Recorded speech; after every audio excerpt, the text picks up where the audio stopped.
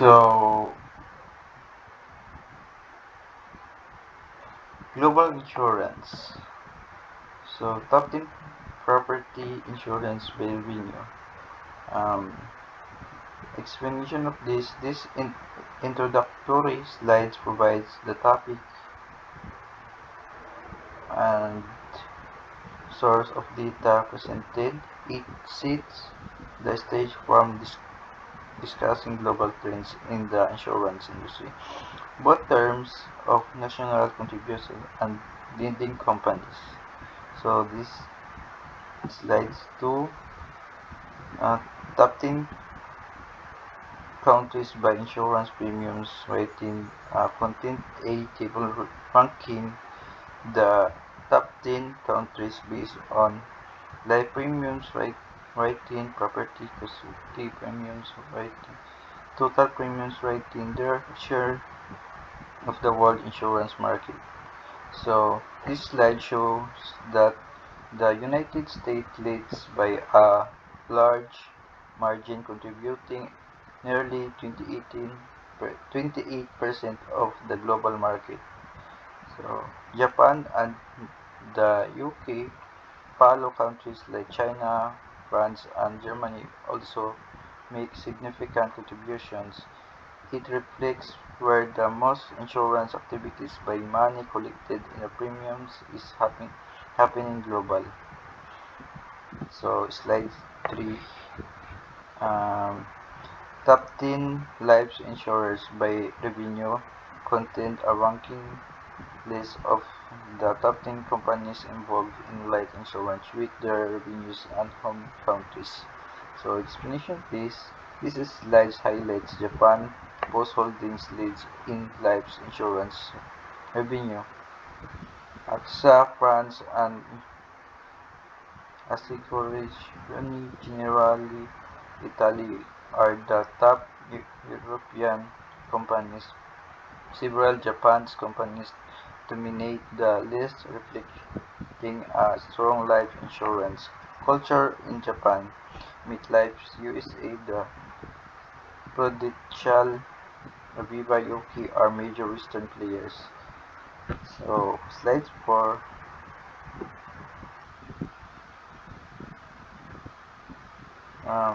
United States form 4% of the global.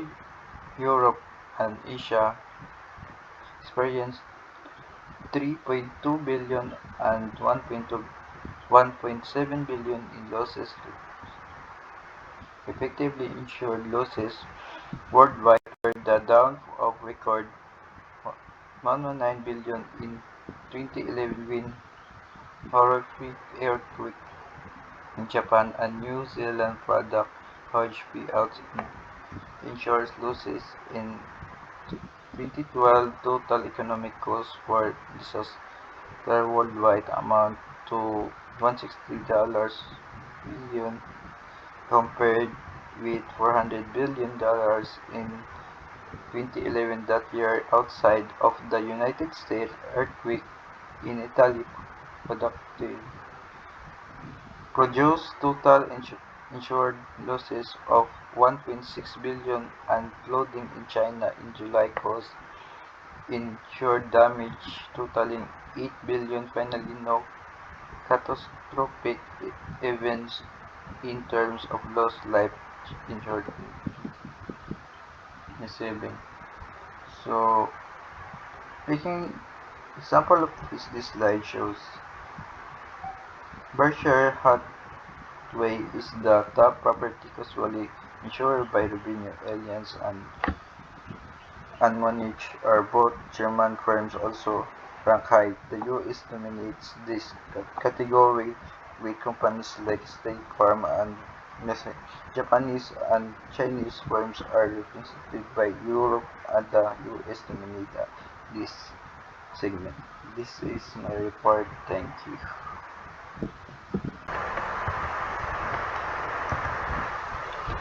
LG 15.7 regulation similar to life insurance companies. P&C insurers are characterized at the state level and state-regulated by state. In addition, state-guaranteed funds provide some protection to policyholders. In a manner similar to that described earlier, for life insurance on companies should a P&C insurance company file the National Association of Insurers and Commissioners, then provides various services to state regulatory commissions. This includes a standardized examination system, the Insurance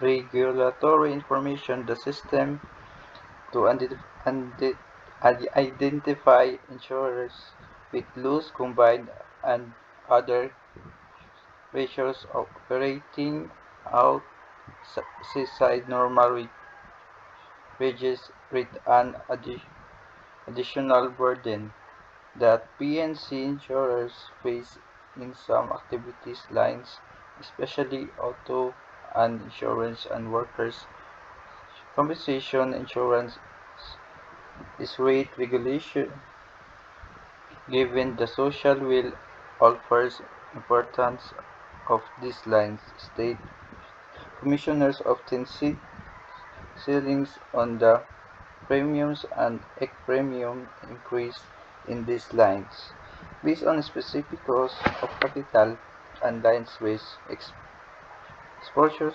formulas for the insurance suppliers. This has led some insurers to leave states such as New Jersey, Florida, and California, which have the most restrictive regulation, and in recent years, the P&C industry has come under attack for the way in run. Do you understand that claim from homeowners associated with Hurricane Katrina? Homeowners, its policy excluded damage caused by flooding. Insurers insisted the storm surge. Mm, Insurers hold more capital if the reasons that the insurers do. From Hurricane Katrina was classified as a flood damage and therefore was not why the insurer's assets are the more longer in the maturity than excluded from coverage under policy forms that had been reviewed by regulators in each state and had been forced for years lawyers for policyholders of combined PSC bearers assets. State Farm Insurance Company claimed that insurers were trying to avoid PSS. And then, with the Man of Insurance 2019 did by FEC insurers and in out on their homeowners policies by claiming it was a flood when it was immune 9 will two components of the combination of hurricane winds and a storm surge. They claimed that the storm cover contained ratio RQTS he correcting issue therefore surge was not a flood but a direct result of the Russian trade winds, which is a coverage risk. Policyholders claim that state farms and insurance come that's who has scented ratio panels use deceptive sales practice to sell those European policies and collectivity. The combined issue this is a little extra premium from the verdict in January 2017 not only held state-owned farms responsible for policy limits that total more than $220 on a loss hike demand to by due to storms or flooding but also held the company liable for quantitative damage in global issues. LG 1518 like the offer sector of the institution industry, the insurance sector is become increasing global. So table 1517 list of the top 10 countries in terms of the total premiums written in 2012 in US dollars and the percentages of the world market. Table 15 stability list of top 10 insurance companies worldwide by the total revenues panel A of table 15 negative A2 billion annualized of the data for life insurers and panel B list of the 4 P and C insurers while the United States, Japan, and Western Europe dominate the global market. All our regions are engaged in the insurance business and company insurance and internationally.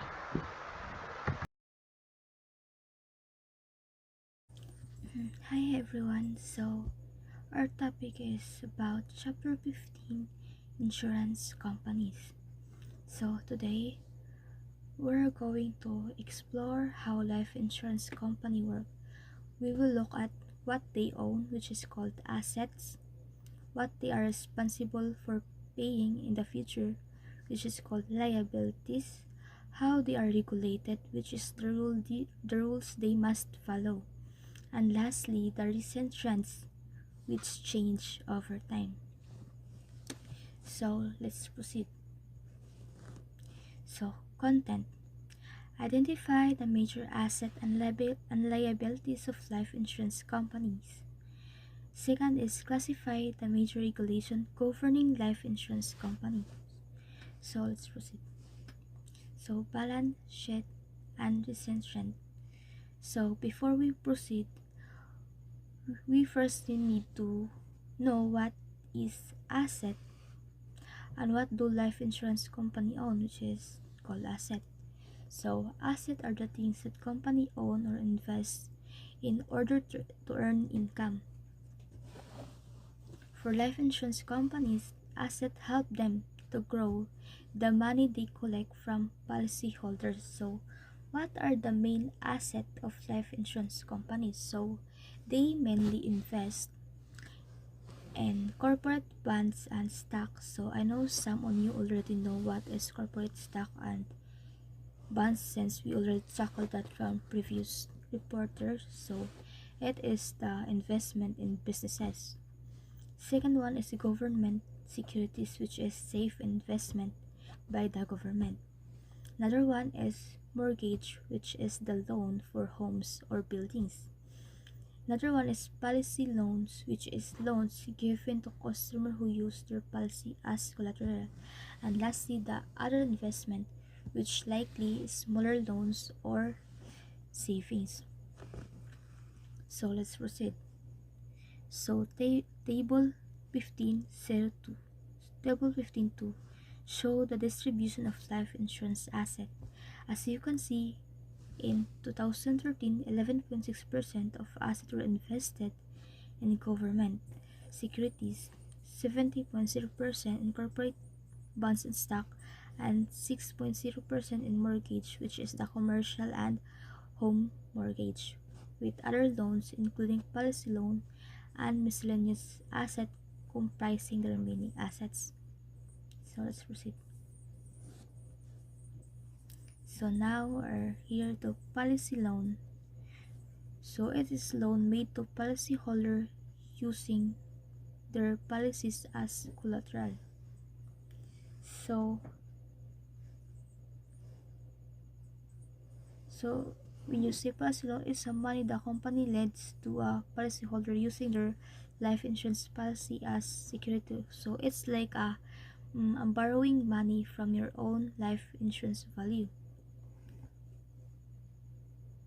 The second is liabilities. So when you say liabilities, it is what life insurance companies own. So it is a future payment or responsibilities the company have, like promise to pay or claim or return money to policyholders. So what are the mainly liabilities or responsibility of life insurance company? So they have policy reserves, surrender value, separate account, which is we are going to explain later. So let's proceed. Liabilities. The aggregate balance sheet for the life insurance industry of the beginning of 2013 is presented in table 15.3. So here is the table. Corporate security. So this is the life insurance company asset, and second is the life insurance industry balance sheet. So now we're going to show some presentation about how you're going to compute or make balance sheet, because it is important for us as a business student to know about making balance sheet. So let's start. First line, this is the company's name. Jimmy Company. Okay, palakihin lang natin ng kaunti. Alright? And then, we're preparing balance sheet.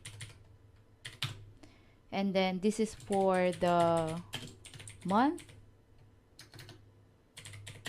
Ended August 31, 2018. Then, 2 spaces. Then, sabi ko nga, unahin natin ang assets. Si assets, hahatiin natin siya sa current assets at non-current assets. Okay.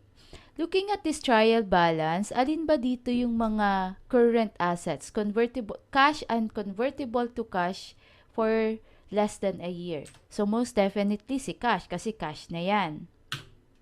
Then, office supplies. Then, prepaid insurance.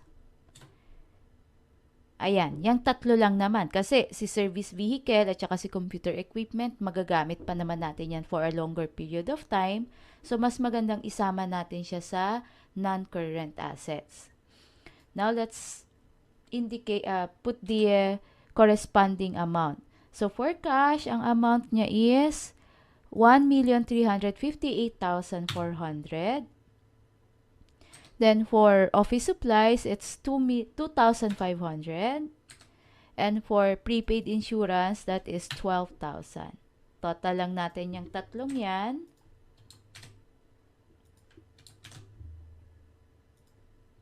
Ayan. 1,372,900. Okay, so that is our total current assets. Alright, then space. Let's have the non-current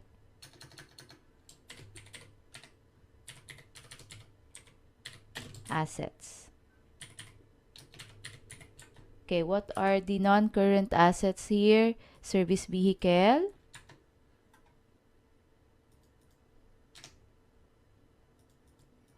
And computer equipment. So, you see, madali lang gumawa ng financial statements kung meron ka nang nagawang trial balance. Okay, for the amount for service vehicle, that is 600,000. And then for computer equipment, that is 10,000. Then, let's total that. 600 plus 10,000. 610,000. So that is the total non-current assets. Then, i-add natin yung total current assets sa total non-current assets. So that will be the total assets. Okay, add natin. Ayan. So, our total asset is 1,982,900. Ang goal natin is pag pinag-add natin ang liabilities plus the owner's equity, we will have the same answer, which is 1,982,900. Okay? Liabilities. Okay, for current liabilities,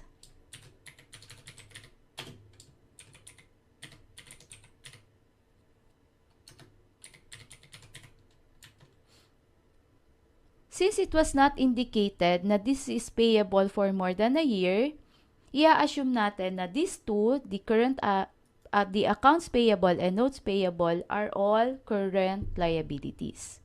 Okay?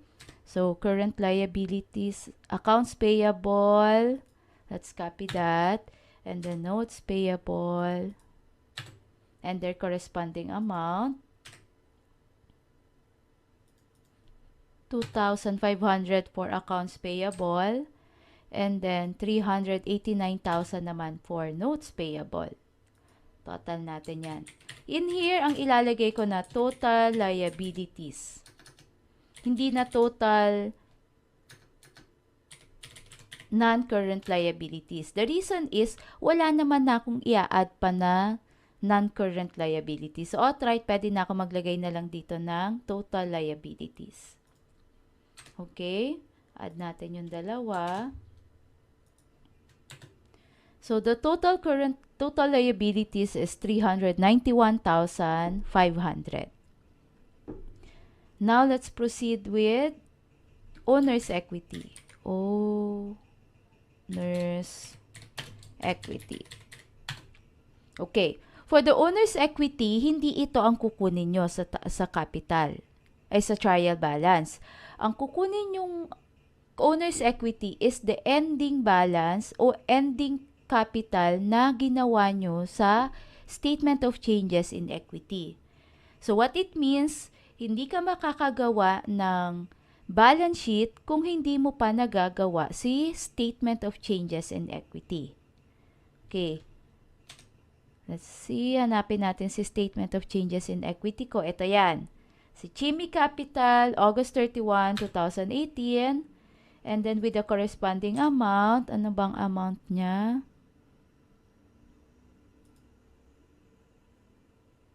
1,591,400. Okay, baguhin lang natin ang format. Gawin lang natin siyang currency. And then, wag na nating lagyan. Alright. So, 1,591,400. So, let's total the liabilities. Let's add liabilities with the capital, ending capital. Ayun, parehas naman. As you see, ang total liabilities and owner's equity natin is the same as the total asset. So, parang ano nyo na rin to eh. So let's proceed. Looking at the liability side of balance sheet, we see that 2.6 trillion US dollar or 45.1% of total liabilities and capital reflect net policy reserve. So asset mentioned policy reserve. It means it is the money the company keeps in reserve or save so they can pay future claims based on prediction. So it's like saving up now to be able to pay someone later on. So this reserve are based on actuarial assumptions regarding an insurer's expected future liability or commitment to pay out of present contract. So let's proceed. So we're here now in the surrender value of policy. So the cash value of policy reserve from the insurer if a policyholder surrenders the policy prior to its maturity, normally on a portion of contract face value. Annuity and pension sponsored by life insurance companies, and lastly, where the payoff on policy is tied to the asset in which the policy premiums are invested. So when you say surrender value, it is actually an amount of money a person get back if they cancel their life insurance policy before its end. But it is usually less than the full value they paid. So it's like just getting a partial refund before your plan is success or finished. So let's proceed. So let's move on to recent trends.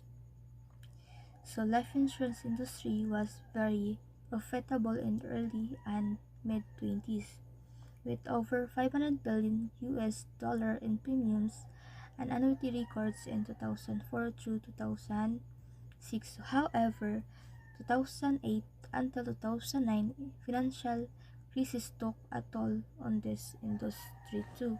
So the value of stock and bonds in insurer asset portfolios dropped at the financial market deteriorated.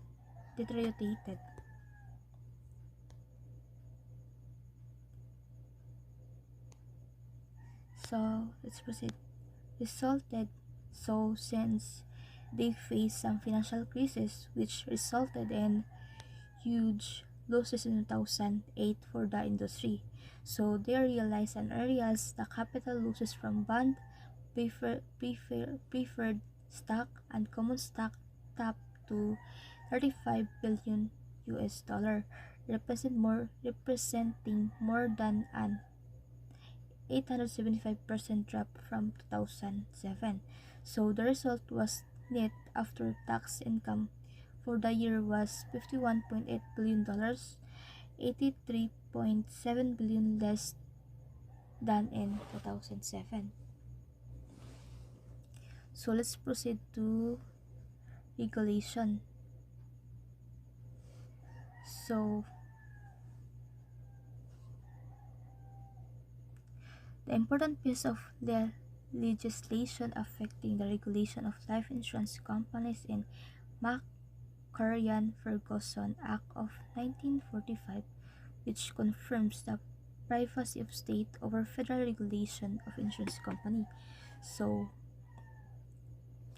as mentioned, McCarran-Ferguson Act of 1947, it is actually a law that states governments, not the federal government, are in charge of regulating insurance company. So, for example, is rules for insurance in Philippines may be different from US. So, what do insurance regulation cover? So, it covers insurance premium, licensing, sales practices, commission charges, and lastly, asset investment. So, let's proceed. So, now we are here in Federal Insurance Charter discussion. So, in 2009, US Congress considered establishing optional federal insurance charter. So, Wall Street Reform and Consumer Protection Act of 2010 established Federal Insurance Office, which is called FIO. So, FIO reports to Congress on insurance industry status. So, in 2013, AIG, MetLife, and Prudential Financial designated as systemically important non-bank financial institution.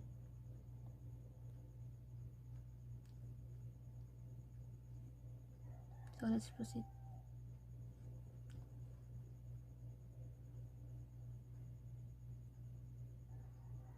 So key differences, we're in here, state insurance guarantee funds.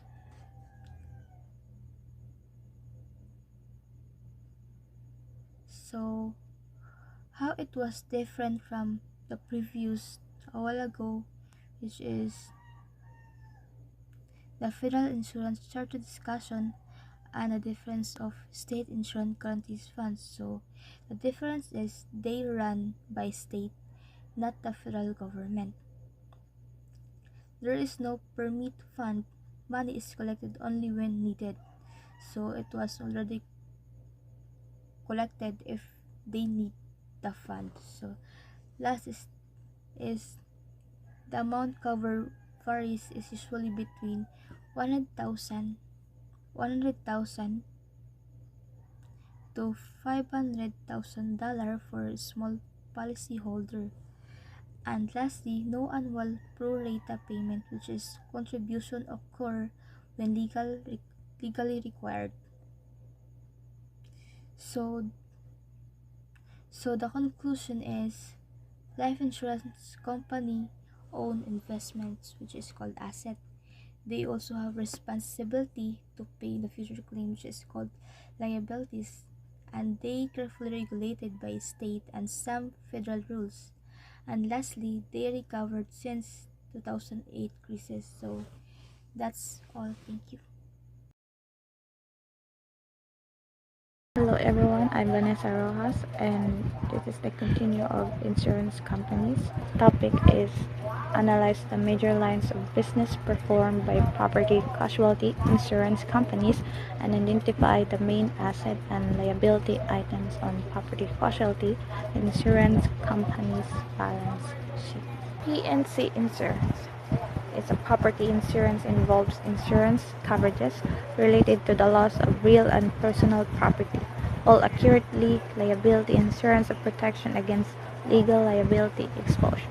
However, before the two broad areas of property and liability insurance are becoming increasingly blurred because due to the tendency of P&C insurers to offer multiple activity coverages combining features of property and liability insurance. To understand the importance of each line in premium income and losses incurred in 2012, there are 5 features of the main P&C lines, namely fire insurance and allied lines, homeowners multiple peril insurance, commercial multiple peril insurance, automobile liability and physical damage insurance, and liability insurance. Fire insurance and allied lines to protect against the perils of fire, lightning, and removal property damage in a fire. Homeowners multiple peril insurance protects against multiple perils of damages to a personal dwelling and personal property, as well as liability resulting from injury to others. Thus, it combines features of both property and liability insurance. Commercial multiple peril insurance to protect commercial firms against peril is similar to homeowners multiple peril insurance. Automobile liability and physical damage insurance provides protection against losses resulting from legal liability due to the ownership or use of the vehicle and theft of damage to vehicles. Liability insurance provides protection to either individuals or commercial firms. This includes protection against liabilities relating to their business operation and product liability hazards.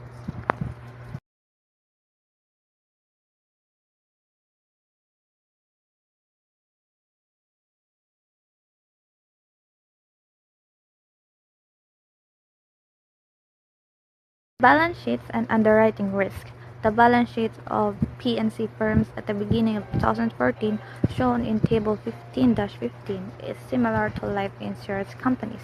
P&C insurers invest the majority of their assets on long-term securities, although the property held in common stock is lower than life insurance companies.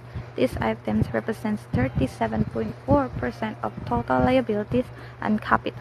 It's called unearned premiums. Unearned premiums are set aside reserve that contains the portion of a premium that has been paid at the start of a coverage period and before insurance coverage has been provided, are also a major liability and are equal to 12.7% of total liabilities and capital. Loss risk. The feature of claims loss risk is the actuality predictability of losses relation of premiums earned. This predictability depends on a number of characteristics of features of the perils insured. For example, asbestos damage to workers' health, other liability insurance might be difficult, if not impossible to estimate. Severity versus frequency. In general, loss rates are now predictable on low severity, high frequency lines than on high severity, low frequency lines. For example, losses in fire, auto, and homeowners peril lines tend to be exposed to occur when high frequency and to be independently distributed across any pool of insured customers. Thus, only a limited number of customers are affected by any single event. Applying the law of large numbers, the expected loss potential of such lines, the frequency of loss times the extent of the damage may be estimable within quite small probability bounds. Long tail versus short tail. A loss for which a claim is made some time after a policy was written. This long tail loss arises in policies for which the insured event occurs during a coverage period, but the claim is not filed or made until years later. Combined ratio.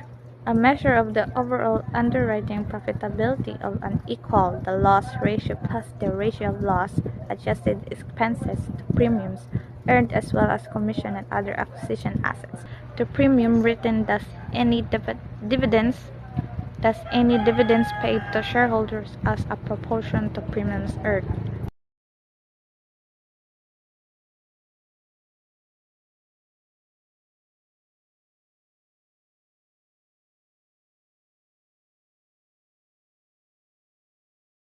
Operating ratio, a measure of the overall profitability of a P&C insurers equals the combined ratio minus investment.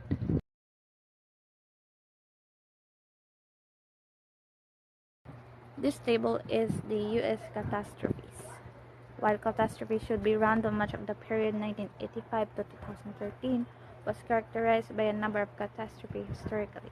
Thus shown in figure 15-3, the main reason for these losses was a succession of catastrophes, including Hurricane Hugo in 1989, the San Francisco earthquake in 1991, Oakland fires of 1991, and the almost $20 billion in losses incurred. The federal government has gradually increased the role providing compensation and reconstruction assistance following a variety of natural disasters such as the terrorist attacks evolved should be minimized to avoid a crowding out more efficient private market solutions such as catastrophe bonds. So, good morning, ma'am. I'm going to discuss insurance company. This is Regine Pelapin. So, before that, let's first discuss what is insurance. So, insurance is a service provided by financial institution to protect individual and businesses or called the policyholders from financial loss if something bad happened, just like mga accident, death, fire, illness. So, in exchange, policyholder or ang mga business and individual pays a premium to the insurance company. So, next is the role of insurance company in insurance. So, the first is they can be an insurance underwriter and also they can be an insurance broker. And when we say insurance underwriter, so they evaluate the risk of an applicant for coverage or for policy. So, sila ay mag-determine, mag-assess sa risk of kung ma-issuehan ba ni siya og policy and under what terms. So, nasa tayo insurance broker. So, they does not assess risk but sells insurance contract for coverage or policies. So, in here, they only act as middlemen which help people find and buy insurance between underwriter and sa buyer. So, na ay two major group of insurance services. Na ay life insurance and property casualty insurance. So, to differentiate the two, life insurance are insurance that cover death, illness, and retirement. So, they help the family financially. The families financially. So, kung ang insurer is namatay, and the individual or the insurer, if become seriously ill ba siya. So, nasa tayo, property casualty insurance. This is an insurance that covers accident, fire, natural disaster, and personal injury, and etc. Dagan pa na. So, they protect both property and legal responsibility. So, next is... So, life insurance company allow individual and their beneficiaries to protect against losses in income through premature death or retirement. By pooling risk, life insurance transfer income-related uncertainties from the insured individual to a group. So, pooling a risk daw ko, no, in a way that since many people pay premium, so those who experience a loss receive a payment. So, this allows the sharing of financial risk across a large group, making insurance daw ko, no, affordable than saving individually. So, next is the life insurance activities. So, in modern life insurance company, they offer more than just life insurance. So, just like life insurance, nasa annuities, pension plan management, and health and accident insurance. So, sa life insurance, kung ano siya, kanang pay upon death na insurance. Sa annuities is, it provide payout or variable amount during the retirement. And then sa kaning pension plan management is, it help people save for their retirement. Next is the underwriting process. So, as discussed earlier, one of the role of financial institution is they can be an underwriter. So, sa underwriting process, so underwriting means evaluating the risk of an insuring person and setting the right premium. So, example daw ko, no, a person with terminal cancer might be denied coverage because alkansi kaayo ang kuan ani, insurance company. Malkansi man sila kung severe na ang kanang condition sa kuan ba, sa ka person, and then makuha og insurance kalit. And then naasad tay. Another example is a smoker might be charged more than, mas dakog mabayaran ang smoker kaysa non-smoker. Of course, mas risky ang smoker kaysa sa non-smoker. Mas, charot, dili na lang. So, next is, another example is in case of pandemic daw ko, no, so, musaka ang premiums sa tanan. Dili ra kay sa usa, basta pero kay sa tanan kay since pandemic man. Just like before pandemic, good nga, tawag nang matay, wakay ba kasi nang matay, and then, unyag, nagdungan-dungan to sila insurance, alkansi kayo nga sa company, financial institution. So, next is the adverse selection problem. So, this happen when the people most likely to need insurance are those most likely to buy it. So, example, someone with chronic health problem is more likely to buy life insurance.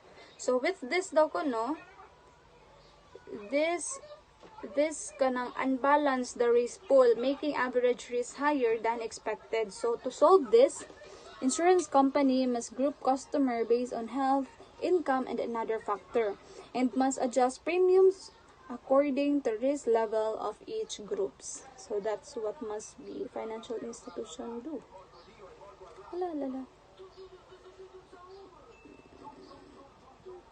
Next is the role of actuaries. So, when we say actuaries, they are the professionals who analyze mortality, morbidity, disability, and other data. So, they use statistics and time value of money to design a life insurance, annuity, and endowment policies.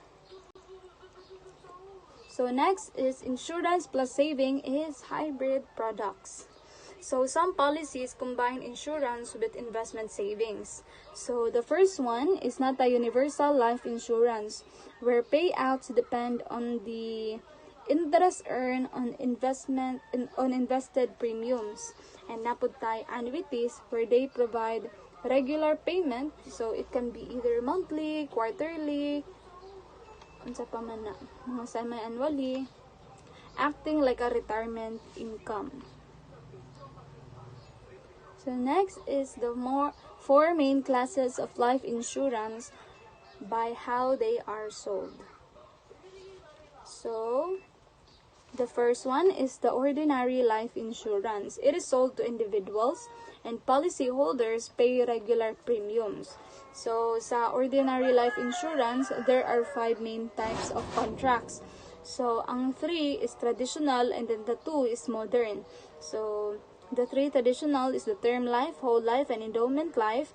The 2 modern, since the 1970s to 80s daw, is the variable life and the universal life and variable universal life. So let's discuss each. So the first one is the traditional ordinary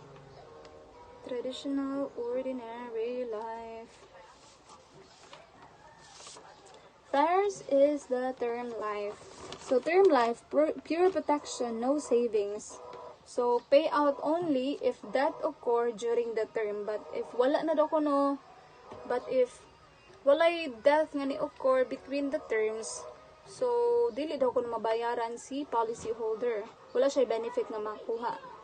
So akan si kay kano. Charot. So next is the whole life. This cover the insured entire lifetime.